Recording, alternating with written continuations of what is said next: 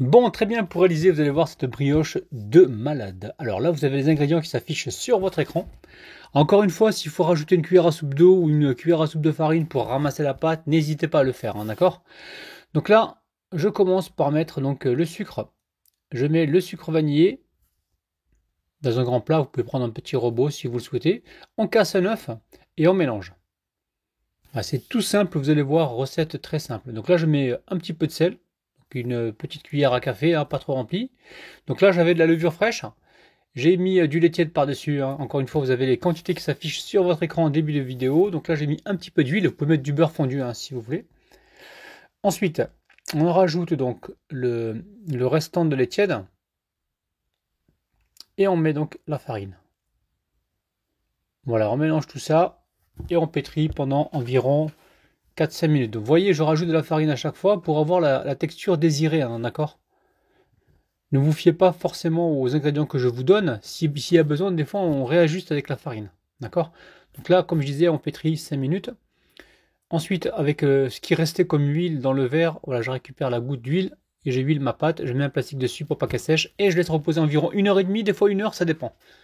Voilà, dès que ça gonfle, dès que ça a bien doublé de volume, regardez-moi ça, voilà, ça a bien gonflé, on va venir dégazer la pâte et la séparer. Donc, vous allez voir, très très simple. Donc n'oubliez pas en même temps, abonnez-vous, partagez la vidéo, republiez-la si c'est pas voilà si vous voulez et surtout laissez-moi un petit j'aime. Donc vous avez vu, j'aplatis la pâte, je la dégaze. Donc là je repère le moule, j'ai un moule à cake et j'essaye d'étaler la pâte en fonction de la taille du moule à cake. Donc là vous voyez ce que je fais, hein. Je coupe comme ça la pâte, je la sépare en trois tresses. Trois tresses en trois, voilà, vous avez compris, hein, pour faire les tresses. Ok? Donc là, j'aplatis et là, regardez ce que je vais faire. Je vais mettre de la pâte à tartiner donc sur les crevasses que j'ai fait avec le rouleau. Vous voyez? Voilà, un petit peu de pâte à tartiner. Après, vous mettez des morceaux de chocolat, hein, si vous n'avez pas de pâte à tartiner, hein. Et là, on va pincer avec les doigts, on va refermer. Voilà, des petits morceaux de chocolat en plus pour la gourmandise. Vous n'êtes pas obligé, mais c'est bien de le faire. Vous pouvez également rajouter des noix, des amandes, vraiment ce qui vous fait plaisir. Alors, une fois que c'est fait, on va pouvoir pincer la pâte, vous allez voir, pour faire une tresse. C'est hyper sympathique. Donc là, ouais, j'étais en train de cuire des aubergines. Je faisais deux recettes en même temps, c'était pour vous montrer. Donc là, j'humidifie légèrement les bordures, justement pour permettre à la pâte de se coller entre elles, hein, vous allez comprendre. Ça, on va bien emprisonner le chocolat.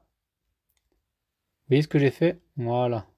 Donc on va répéter la même opération pour les deux autres parties. Et on va former une sorte de tresse.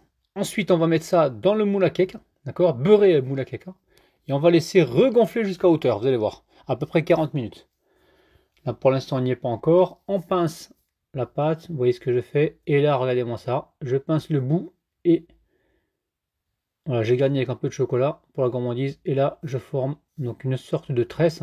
Donc j'y vais délicatement, vous avez compris, hein. Voilà, si moi j'arrive à faire la tresse, vous allez certainement y arriver vous aussi. Essayez de rester régulier sur la tresse. Voilà, donc là, hop là, dans le moule beurré, on va le recouvrir et laisser reposer, enfin remonter jusqu'en haut, hein. Ça peut prendre 1 heure des fois, 40 minutes. Regardez, c'est remonté jusqu'en haut. On prépare de la dorure au café, les amis. Oui, de la dorure au café, c'est-à-dire j'ai un œuf battu avec une cuillère à soupe de lait et un peu de café que j'ai mis à l'intérieur. 2 cuillères à soupe de café noir, ok?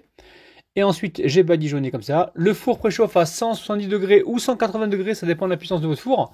Et on est parti pour environ 20 minutes de cuisson en surveillant. Si ça va trop vite, vous mettez un papier cuisson par-dessus ou une feuille d'aluminium pour éviter justement que ça crame. Regardez-moi ça, à la fin, je mets un petit peu de beurre fondu dessus pour conserver le brillant. Les amis, j'espère que la vidéo vous plaît.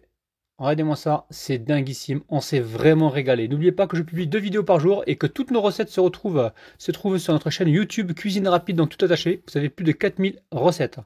Je vous aime, prenez soin de vous, regardez-moi l'intérieur, c'est magnifique, franchement, on s'est régalé. Regardez-moi ça, on dirait un marbré. Je vous aime, bis, bye bye.